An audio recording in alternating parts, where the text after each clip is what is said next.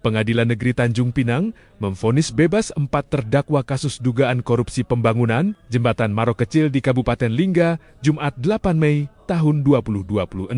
4 terdakwa Yulizar selaku Direktur PT Bentan Sondong yang bertindak sebagai konsultan pengawas proyek juga merangkap sebagai pelaksana pekerjaan proyek. Wahyudi Pratama disebut sebagai Direktur Perusahaan Kontraktor Pelaksana, Deki selaku pelaksana lapangan, dan Jeki Amanda sebagai pejabat pembuat komitmen. Dinyatakan tidak terbukti bersalah oleh Majelis Hakim yang dipimpin Rahmat Sanjaya. Humas PN Tanjung Pinang, Fauzi mengatakan Majelis Hakim menilai perhitungan kerugian negara dari BPKP tidak dapat dibuktikan dalam persidangan. Hakim juga sempat meminta penelitian ulang berdasarkan hasil pemeriksaan lapangan, namun hingga sidang tuntutan, jaksa tetap memakai perhitungan awal. Bebas dari Majelis Hakim Tindak Pidana Korupsi yang intinya dalam pertimbangannya adalah bahwa perhitungan kerugian negara dari BPKP tidak terbukti karena perhitungan ahli konstruksi dari Politeknik Lok Sumawe tidak dapat dibuktikan.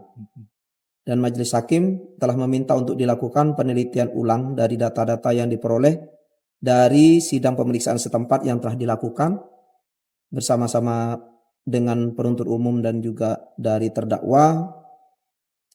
Tetapi hingga dibacakannya tuntutan, hasil penelitian ulang itu tidak diajukan dan tetap mengacu kepada perhitungan yang awal sebagaimana dalam surat dakwaan. Sepintas yang dapat saya sampaikan seperti itu kepada rekan-rekan. Jadi pada intinya kerugian negara itu tidak bisa dibuktikan gitu Pak? Intinya kerugian negara yang dihitung oleh pihak BPKP itu tidak dapat dibuktikan karena berdasarkan hasil pemeriksaan setempat ada perbedaan dan Majelis Hakim telah meminta untuk dilakukan perhitungan ulang melalui penuntut umum namun tidak dilakukan. Seperti itu.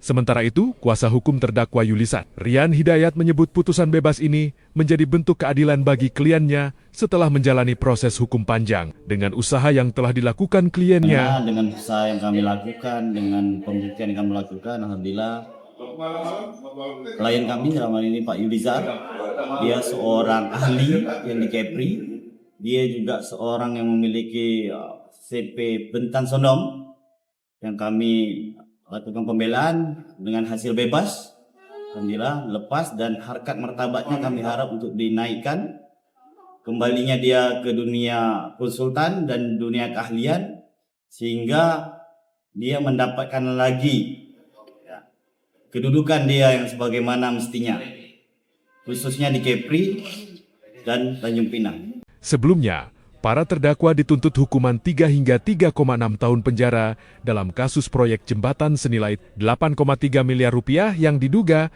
merugikan negara 738 juta rupiah.